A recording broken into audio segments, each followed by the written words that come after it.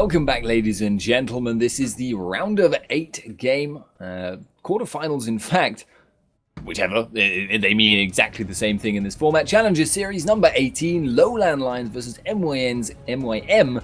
God, I can't speak today. Game 2 in a best of 3 format. I am Spuddington, joined by Nature. Yeah, you gotta have, at least, welcome ladies and gentlemen, you gotta give props to the LowLandLions, who did come back very, very strong after they had a little bit of a shaky mid-game last game around, but in the end they showed why they are one of the best teams, at least here in the Benelux, and MYM ran out of answers to deal with them. So while we are in Champion Select, we should probably tell you about this betting website that actually does a lot to promote esports. So if you think you are very knowledgeable in the esports scene, you can head over to esportsventure.com and bet on some upcoming matches, which includes LCS matches and Challenger Series matches alike. So probably a good way to make some money. If you use the KLCV link you get by using !bet in chat, you get an extra $5 or an extra €5 actually, all on us. Yeah, really fun little deal there, so you can make a little bit of money if you know your stuff there. Now, we are in Champion Select, and obviously last game MYM did not really have an answer to Lee Sin or Hecarim, so this game they have an answer to them. They have banned them out. This is a well-known strategy known as get rid of it, it's annoying. So that does mean LowLandLions have access to an awful lot of really strong picks, but I'm curious to see what they choose to go for, because they do have some interesting kind of mindsets. For instance, Morsu is very outspoken, but he does not play full tanks ever, pretty much, in top lane. So last game he played Lee Sin. We'll see what he chooses to play this time. What are the other picks so far, Nature? I'm counting up to a Thresh lock-in. Alright, so I don't quite see the Thresh just yet, because of course I'm casting from stream, but okay, I do see the Thresh right now, so it is going to be a kill for probably I'm Heat in that middle lane. On the other side, Makata will probably once again be running the Elise, and Libic this time not on his Zyra, but the Thresh. Metalex might be looking to pick up the Jinx once again, which would make sense. Yes, it would indeed. Now, there's an interesting kind of dynamic right now. If LowLandLions lock in what they're currently hovering over, which is a Kha'Zix and a Jinx, they have huge, incredibly strong cleanup, but they're kind of lacking in terms of initiation. Now, and they're also lacking kind of in tankiness. Now, there is a very strong support we may have seen at certain times, who is very good at initiations and indeed being really tanky.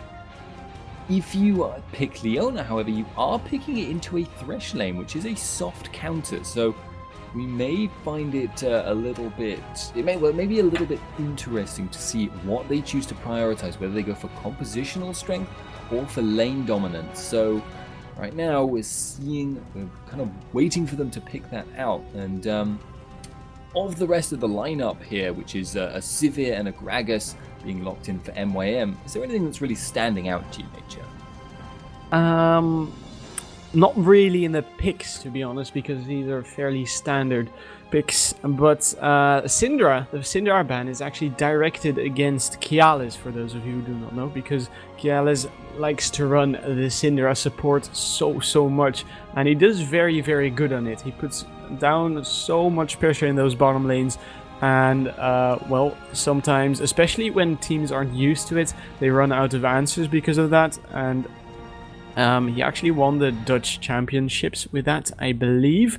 So that is going to be fun for Kialis, who has got a directed ban right towards him.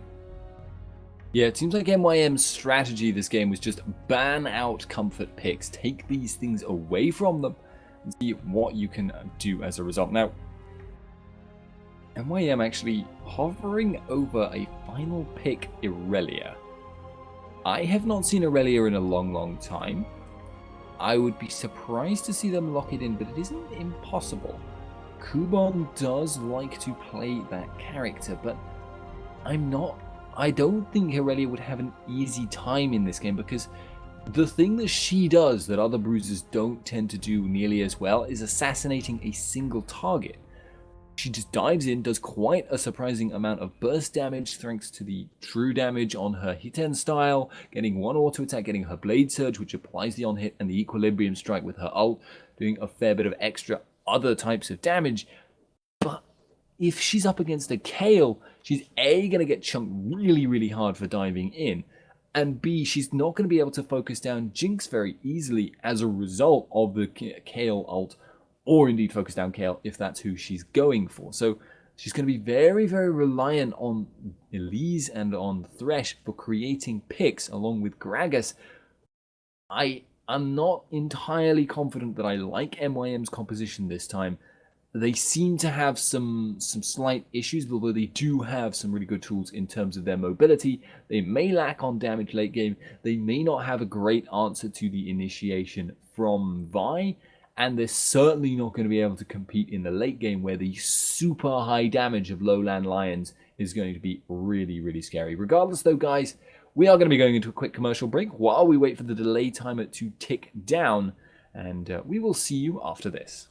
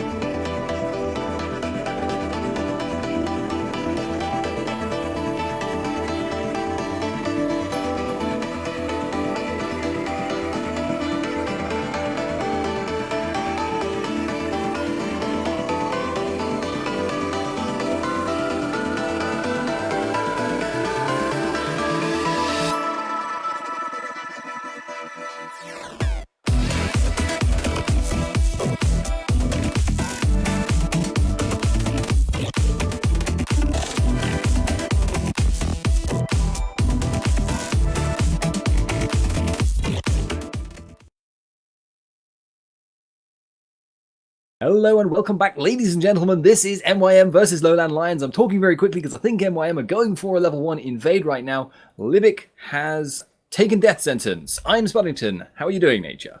I'm doing very fine, and this could get very exciting very quickly right now. Perry has spotted MYM out. Libic probably going for the death sentence here. No, he will not, and they know MYM are there, so they will be, well, grouping up there. The LowLandLions, that is, of course. Chuyu and Kubon, or Chuyu just showing himself here. Mokate will just be returning to his own jungle. MYM have, well, failed their, what's it called again? The invade, sorry about that. Just for now, Libic could be in trouble here. Metalex gets death sentenced in, however. He doesn't quite get stunned up because Makata doesn't have the cocoon at level 1. The LowLandLions taking a little bit of damage, and they will be backing away. That was actually a really good hook by Libic. He reacted almost instantly, was able to get off his hook while he was stunned. So really, really good usage of that. But MYM are in a little bit of a fix now because Thresh didn't take his did take his Q, level 1. Means he's not going to have quite such an early presence, and that might mean that LowLandLions bot lane are able to start the slow push against them. However, they are going to have to contend with Sivir's extreme wave clear, which might make that a little more difficult. And actually in the top lane, I think Morsu had a little bit of a trade-off with his opponent. Yeah, Morsu put some good damage down on Kubon. Kubon now returning the favor and putting the stun down on him. Now, this is probably a matchup we are going to have to keep our eyes on because Morsu, likes, as we said, hold that thought for a second, because in that bottom lane he has been forced to flash, I believe, over that wall. Yeah, he has been forced to flash and he just barely manages to survive.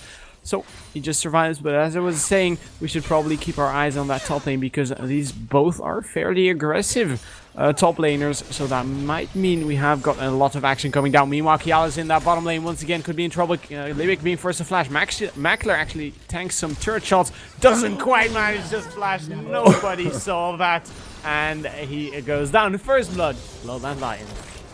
That's very unfortunate for him there because up until that point, it was working out so well for them, but Kialis actually ended up turning it around because Libic got the hook on him, but had already used his ignite on the previous attack, which forced Kialis to flash over that wall. So really, really smart stuff. Kialis hugs his panda for victory, and it does look like we are now going to be actually seeing Libic roaming towards mid with Mokate.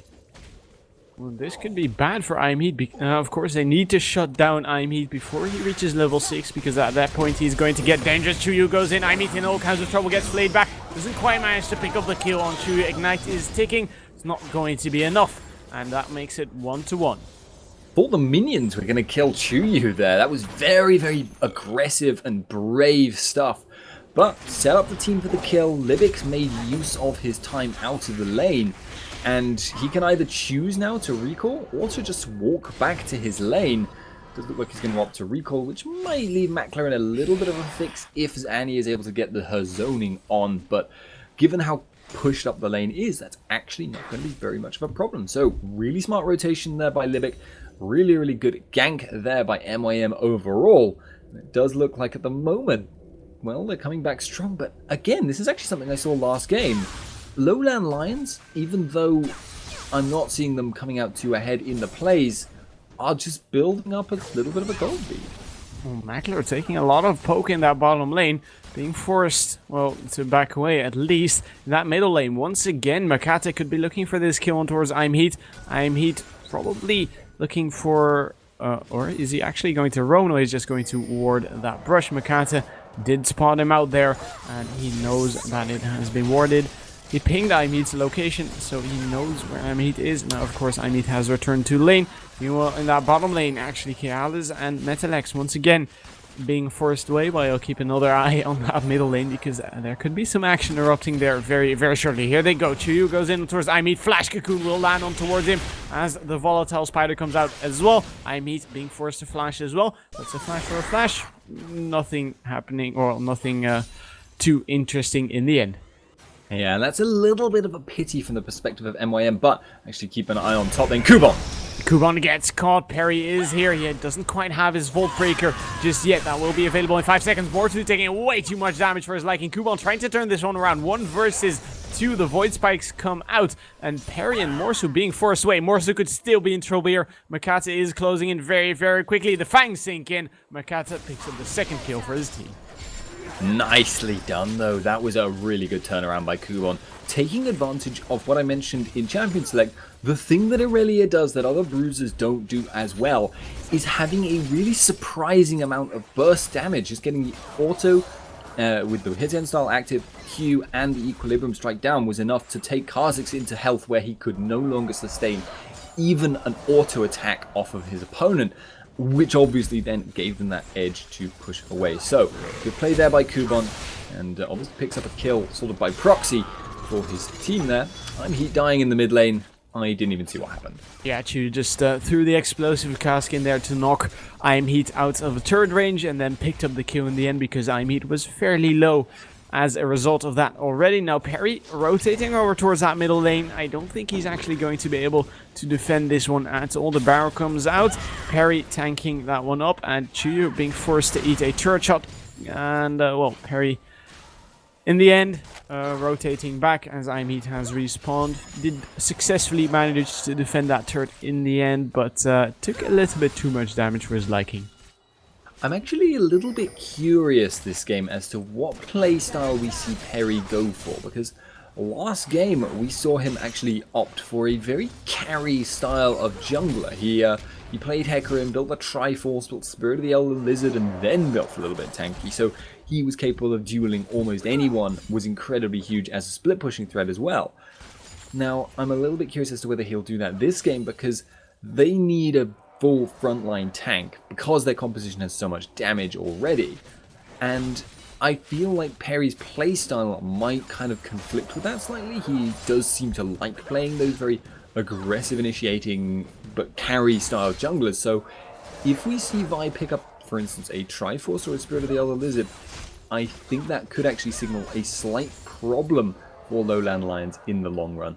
We'll see if he chooses to do that though. He's looking for the gank on bot.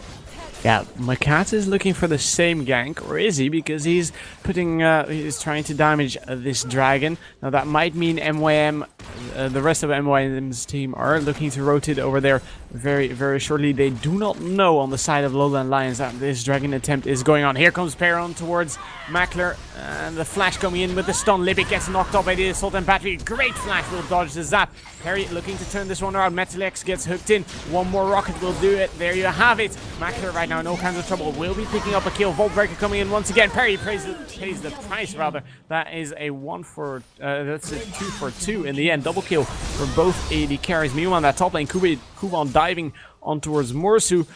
But in the end, Makata picked up the dragon, I believe. Yeah, Mokate was not in the fight. He was not contributing to the fight. He was working on something completely separate. So, in the pure 2-on-2 sense, LowLandLions came out ever so slightly ahead because Metalex is the one who's been left farming. But with the dragon taken into account, definitely an advantage there for MYM. So, really, really nice play. It would have actually been a lot closer though if Libic hadn't pulled a very, very clutch hook there. And indeed, if Perry hadn't gone for a slightly, honestly, overly aggressive dive, fighting top lane. Yeah, Kuban could be in trouble here. Great intervention on towards Morsu. Kuban is surely going to be going down there. Imheat picks up the kill, 4th kill for his team, but that leaves that middle lane open. Of course, Perry is forced to rotate over there. I don't see this turret surviving in any way, shape, or form, unfortunately, for the LowLandLions. No, indeed. And that means MYM have picked up 2,000 gold lead now. They definitely do seem to be behind a little bit in farm. Not across the board. In fact, no, not at all, actually. I'm dumb. Regardless, though, sometimes I expect to see something and it just isn't there. But regardless, it does seem at the moment that MYM have taken control of the game. Question is now, what are they going to try and force down? Actually looks like they may intend to try and kill Kha'Zix in the top lane, or at least push up to his tower. Makati in the area, but it's a little bit of a dangerous move to take because Kha'Zix is obviously going to go back and the lane is pushed up. So looks like Makati's just going to go back to farming, and Perry is now looking again for the gank on bot. Yeah, this could be bad for either team because we saw how good MYM turned that gank around last time. So Perry might be want to be careful with what he does. Assault and Battery is available. Tibbers comes in. Mackler using that Dark Passage to get out safely. And that is, well, a Tibbers burn.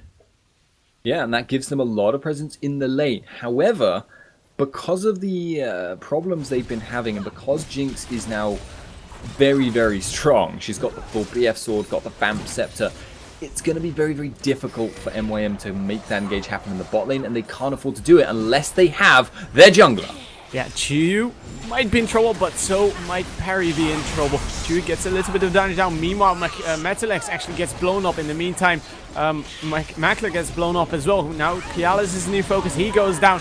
Chuyu goes down as well. Perry desperately trying to get out. Great Flay will knock Heat back. Makata doing work on him. Great death sentence will be enough to make that one a double kill. Makata might be looking for a kill on towards Perry, but in the end that was a 2 for 3 in favor of MYM.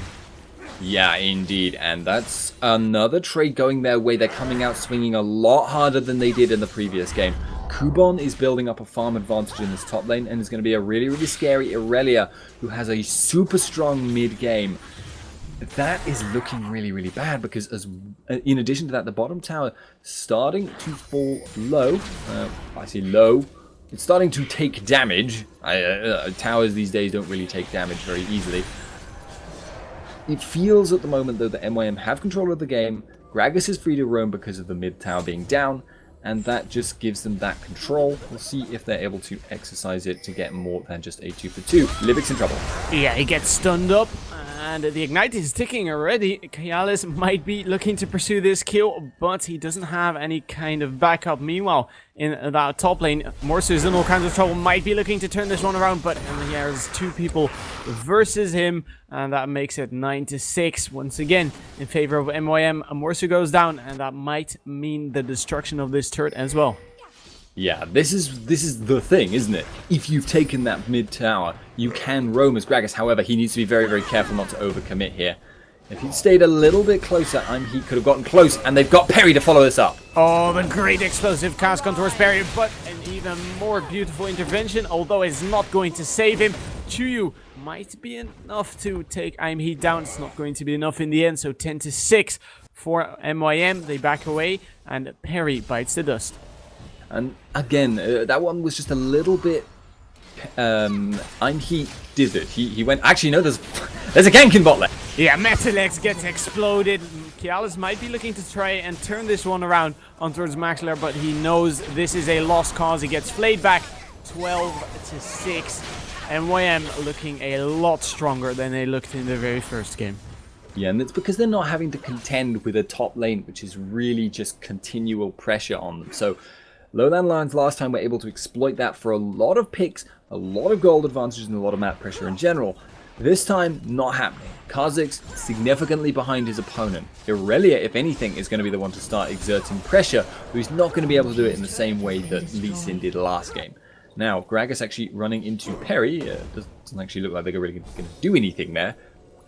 But the next point of focus is going to be this dragon, and if this goes in the favor of MYM, they're going to start to get to really danger zone levels of gold advantage, and that's actually something that's going to be very, very difficult for anyone to stop, especially if Kialis gets caught. Yeah, Kialis bye-bye, explosive cast comes in, and that is going to be the end of that. Dragon goes over to MYM. That was very, very unfortunate for LowLandLions and Kialis especially. Welcome to the danger zone. This goal difference is now getting quite concerning. LowLandLions composition works best when they're cleaning up. So, actually looks like there is he's going to be a red buff steal there, but Perry actually is okay. And he also, okay, going to be walking out of there, but you can see how scared LowLandLions are to fight right now. They dare not engage. They're too far behind. 7,000 gold at 15 minutes is huge. Yeah, I believe 7,000 gold was around the amount of gold LowLandLions had on MYM last game when they won. So at 15 minutes, when it's probably nearing well, the mid game, or when it's nearing the end of the mid game. That is, as you said, very, very bad for the Lowland Lions here. Kiana is facing off against Mackler in that bottom lane, and well, there is Chuyu. Libik and Chuyu are heading over there. They have been spotted out by the ward, but nonetheless, Kialis could be in real danger. On the hunt, being called. Kialis' great flash will dodge out the flay, and that will allow him to live to see another day. So the one tool, really, in the arsenal of Lowland Lions right now is pretty much Jinx. She has got more gold than her opponent. It's almost like a flip side of the last game, but they're going to have to try and keep her alive in fights. Also, actually did drop very, very low in the top lane, but she's not very good at contributing to map pressure, so unless they're able to get picks, it won't work for them. Oh, Livik, you are very, very out of position. Tibbers comes out, box being used. He's just trying to stall this as long as possible. Metalex being forced to dodge that boomerang blade. Great pick up there for the Lowland Lions, but in the meantime, Kuban is doing work on that top lane turret. Yeah, and that means the tower drops. That means the goal difference actually increases between the teams. So Jinx needs to push and push hard in this bottom lane. And the fact that Jinx is going to have to prioritize being not merely in the team fights, but winning the team fights for her team, means she's going to have a lot less easy of a time getting any decent amount of farm this game. She might well end up falling behind as a result, because it's very easy for Sivir to just walk around and farm everything she can find. Chuyu and Perry. Yeah, Kuban gets dove on by Perry. Perry uses the assault and battery, gets the intervention on himself, and he does manage to drop Kuban in the process. Morsu right now versus Chuyu barely manages to pick up the kill. Shut down coming in for the Lowland Lions. That might just be just that little edge that they need for this game to come back. But in the meantime, MYM in that bottom lane still putting on the pressure on towards Metalex and Kiala's great dodge will dodge out the zap. And Mackler and Libik putting on the pressure once again. Yeah, Perry right now is actually not having much of a fun time. And as a result of that, I think that thing I mentioned before, where he tends to build a fairly carry-ish playstyle, carry-ish build, I don't think that's really going to come to the form. Pretty much every jungler builds like a tank if they're behind, just off of the fact, as long as they have a decent amount of CC to contribute. Obviously, if you're Kha'Zix, you're going to build damage pretty much no matter what. But in these circumstances, that's pretty much what they need. And if they can keep winning fights like that, Heat is starting to pick up a couple of kills. Jinx is still doing decently well. They may well actually be able to take some more fights. And if they can snowball ahead, Lowland Lions composition late game, mentioned it in Champions Select, is satanically powerful. Yeah, so MIM's Kuban flashing actually for the kill on towards Morsu, who himself used the Void Assault and the flash to get out of there as quick as he could, because as at this point in the game he knows how powerful Kuban is and he really doesn't want to deal with him. Meanwhile, that bottom lane action might be erupting very, very shortly, as Perry is joining his AD carry and support to maybe start a fight here, but Makate and Libik are just backing away. Oh, Kialis gets caught by the Cocoon Fang sink in once again. Tibbers comes out, as do the Flame Chompers, and that will be enough to deter MYM from following this one up. But Perry gets hold of Chuyu. Chuyu using that body slam to get out, and this is all going on for this blue buff. Kuban might be looking to test this one, but Heat takes it home in the end. Oh, and Metalex goes down. Kialis getting flayed back. Makata will be taking home this kill. Double kill coming in for him, and that means the Lowland Lions are desperately trying to defend that middle turret.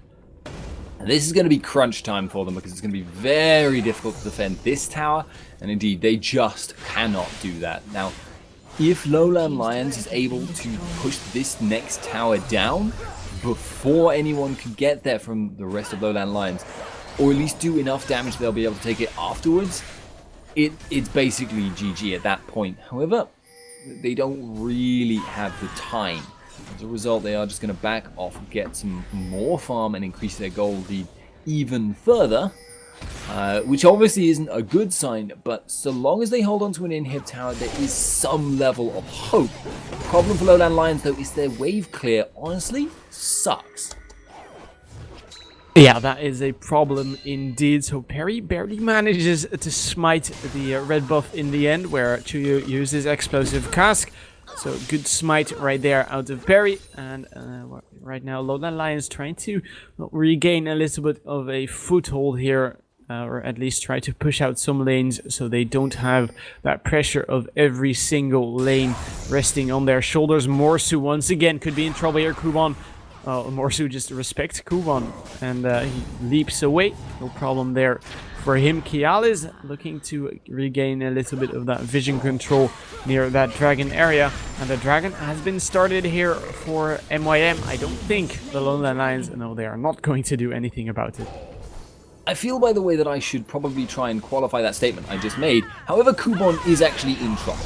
Yeah, the Ignite has landed on towards him. He will probably be using that ultimate to try and turn this one around. Morsu could be in real danger here, but in the end, he manages to pick up the kill. Kuban might have been overextending there a little bit.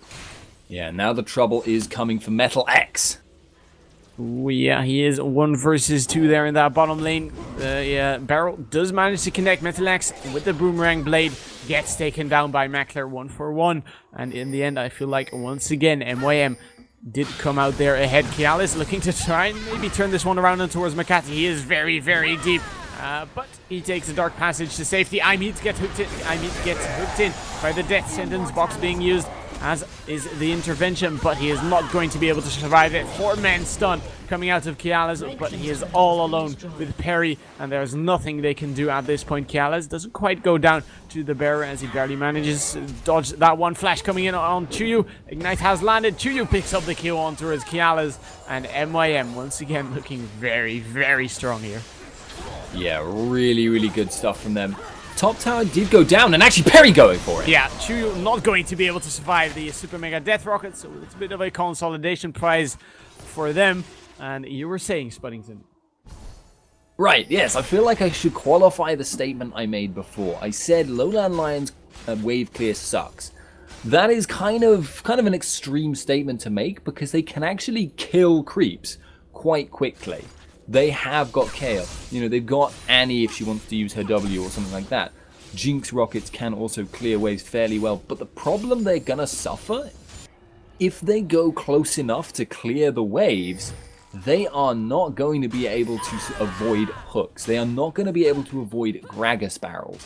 And that basically means they can't go near enough to clear the waves. That essentially does reduce their otherwise decent wave clear to being really, really awful, because it just creates opportunities left, right, and center for MYM to pick people off and kill them as a result. So, not ideal for them, and we will see if LowLandLions can hold on. Goal difference now at nearly 10,000. That's not good. No, it certainly is not. And there you have it. MIM actually looking to group up near that Baron pit. This is going to be very, very bad for the LowLandLions if they do take that Baron. Morsu could be in trouble here, takes down some of those minions, but there's a lot of members heading towards him. Perry and the rest of LowLandLions are grouping up there as well. Cocoon doesn't quite connect. Morsu is so deep at this point. Barrow comes in. Morsu could be in real danger, uses the Void Assault, and he might just be barely able to get out of here because he has got his leap available, but he just needs to use it, trying to turn this one around on towards Mackler, but Mackler does a little bit too much damage for his liking. Meanwhile, that middle turret has fallen in favor of the LowLandLions, but Morsu still on the run here. Gets the slow with the Void Spikes on towards Mackler, and that is going to deter him from getting killed.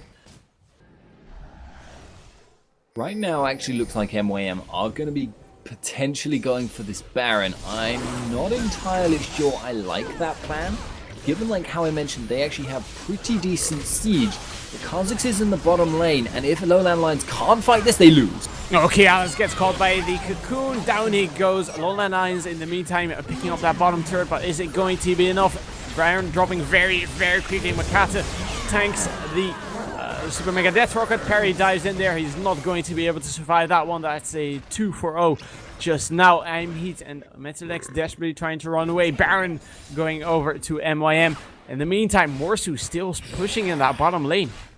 Yeah, Morsu will take this second tower, but the goal between the two teams in that little exchange is relatively equal. But the problem is with men down, Kha'Zix's actually unlikely to escape this. He may do. No, he doesn't.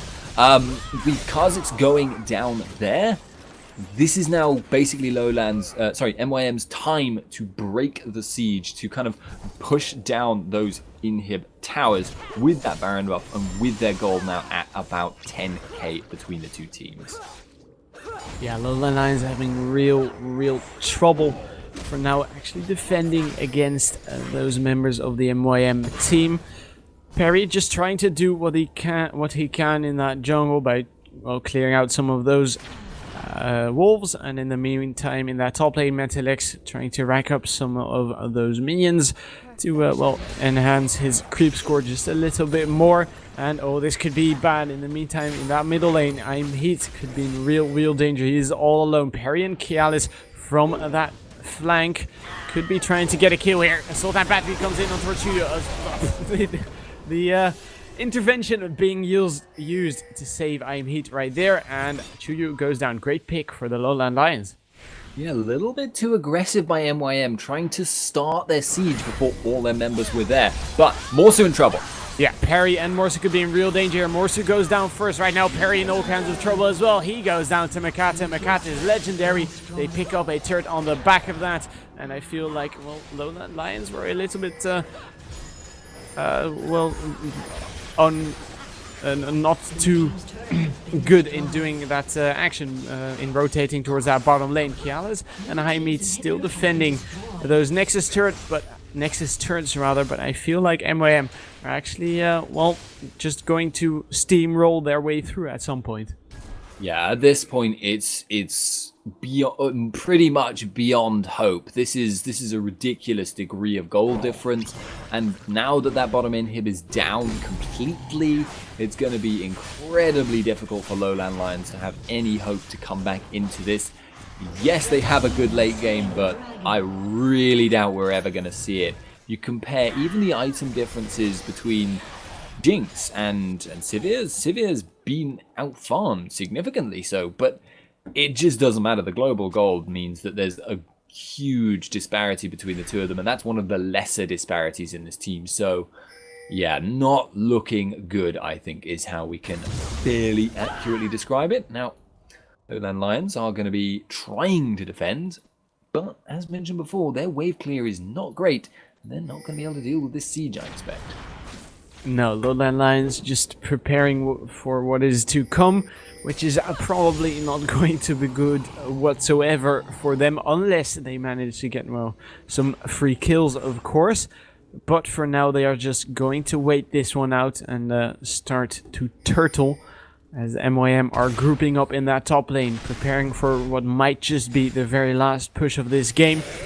Kialis might just not want to go over there towards that tier 2 turret, and in the end MYM taking down that very last turret aside from the turrets in the base of LowLandLions. So the LowLandLions could be in real trouble here. The onus is huge. The weird thing is, even though the advantage is on MYM, they're going to want to make things happen. They're going in, actually. Assault and battery so deep onto the tree. Is that going to be enough? Certainly doesn't look like it. Heat might just be looking to pick up a kill here for his team. Doesn't look like it. Once again, Kialis has got the ignite taken on himself. Kuban picks up that kill. Libet pulls in Chuyu for a kill here on towards Morsu. Makata uses the repel. Morsu being first to flash out of his base. Great death sentence on towards Heat. Heat gets locked up. 27-12, a very bloody game, but for now it seems like MYM might just be looking not to finish it out just yet, as Metalex and Morsu are still here, throwing in those zaps, throwing in those void spikes. Kuban dives on towards Morsu, but he isn't quite too healthy to actually finish off the kill. Second inhibitor going down. Chuyu could be in danger here, but in the end he manages to escape. So the point I was trying to make before Perry dived in there was that even though MYM are the guys hugely in the driver's seat and they're way ahead, the onus was actually on LowLandLions to make the engage happen, even though they were almost certainly going to lose in a straight up fight pretty much no matter what happened. So as a result, they kind of, you can see Perry pretty much shared my mindset there, because he went in, even though he was going potentially very, very deep. He needed to get that pick to start off the fight, and maybe as a result, the rest of his team could do something. Maybe they could outplay them. They had that kind of vague hope at that point. But you've got to say right now, MYM are going to win this game. So the question is, what are people going to be doing in this third game that's coming up? MYM's ban strategy this game really seemed to work out for them, banning away comfort champions from Morsu and forcing him pretty much into that Kha'Zix pick, because he does not like to play tanky top laners. Actually really worked out for them, because they gave Kubon a character that snowballs really strongly against a weak laner, and which Kubon himself is very, very comfortable on. So now it looks like the siege is coming in. We'll see if LowLandLions can defend it. Yeah, pretty unlikely. Yeah, I doubt it, to be honest, as well. Cocoon lands on towards Metalex. Doesn't quite manage to die just yet. Chuyu gets dived on. He does manage to fall this time around. Kubon dives in so deep. Metalex bites the dust as well. Kubon desperately trying to get out. Makler takes a whole lot of damage.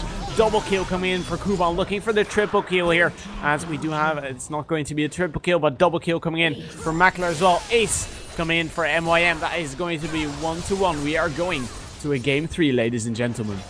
A double kill for the finish there, and in fact another kill as well. But in the end, understandable result, given that MYM took quite a strong lead from the laning. I did say I really